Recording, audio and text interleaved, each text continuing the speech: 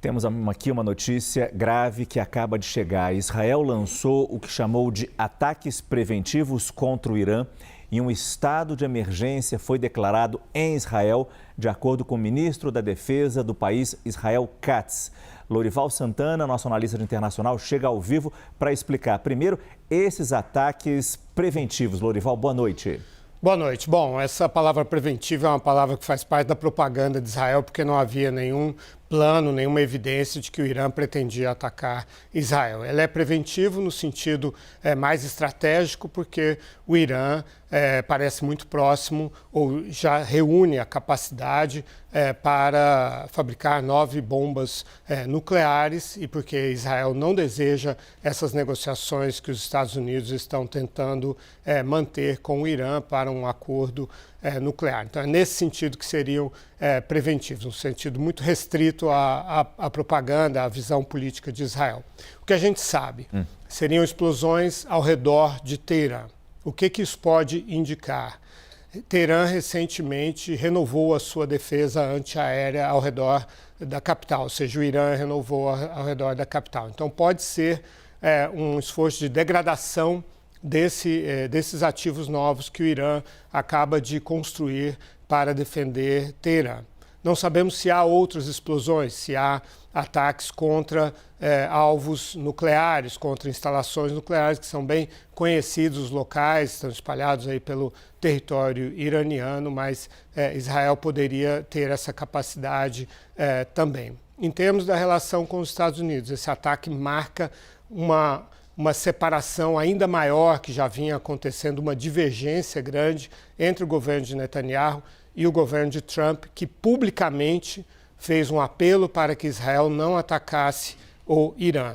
Isso é totalmente diferente do que aconteceu no passado. Sempre houve uma colaboração, uma troca de informações, uma assistência dos Estados Unidos para os ataques israelenses contra o Irã, inclusive o pesado, intenso uso de inteligência, sem falar nos próprios armamentos que são americanos. Nesse caso, aparentemente, Israel está agindo quase que totalmente sozinho, tanto em termos operacionais, de inteligência, de escolha de alvos, de decisão, quanto em termos políticos, já que Trump visivelmente não aprova esse ataque.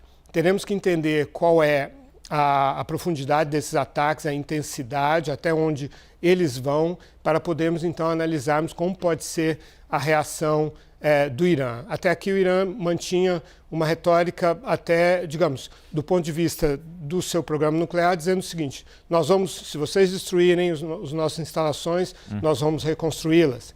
Nós estamos enriquecendo, estamos indo para a 6ª geração de centrífugas, vamos ampliar nossa capacidade de enriquecimento de urânio. Uma posição desafiante do ponto de vista da proteção do seu e da manutenção do seu programa nuclear, mas não falando em retaliações maciças, militares contra Israel. Então, nesse sentido, uma certa cautela por parte do Irã, embora os Estados Unidos tenham advertido o Israel de que o Irã poderia retaliar maciçamente, fazer uma ação maciça. A CNN estava informando agora, o Warren Lieberman, que do departamento, que cobre o Departamento de Estado americano, disse que Israel comunicou ao governo americano que ia realizar esses ataques, mesmo com a discordância do governo americano. Inclusive, sobre a discordância de Trump, vamos ouvir, Lorival, juntos, o que disse o presidente dos Estados Unidos hoje, quando ele praticamente anunciou que haveria um ataque. Mr. President, how imminent is an Israeli strike on Iran? Well, I don't want to say imminent, but it looks like it's something that could very well happen. E Trump acabou de convocar uma reunião de gabinete, Lorival. O quanto isso realmente preocupa os Estados Unidos e o fato de os americanos, neste momento, não estarem envolvidos nessa decisão de ataque por Israel, agrava esse cenário. Sem dúvida. Bom, os Estados Unidos o Trump tem levado adiante uma estratégia própria, separada de Israel para o Oriente Médio. Primeiro fez um cessar-fogo com os Houthis, a milícia xiita que atua no Iêmen e que ataca Israel. Ele fez um acordo separado para que não atacassem os navios americanos e de parceiros e aliados dos Estados Unidos ali na região da Península Arábica, ali ao redor do Canal de Suez e perto ali do Mar Vermelho e aqueles mares que estão ali. Bem, isso já frustrou Israel. Depois, Trump fez uma viagem à região sem visitar Israel. Foi à Arábia Saudita, Emirados Árabes Unidos e Catar, né, sem parar em Israel, demonstrando a frustração de Trump em relação à forma como Netanyahu está conduzindo a guerra na faixa de Gaza, né?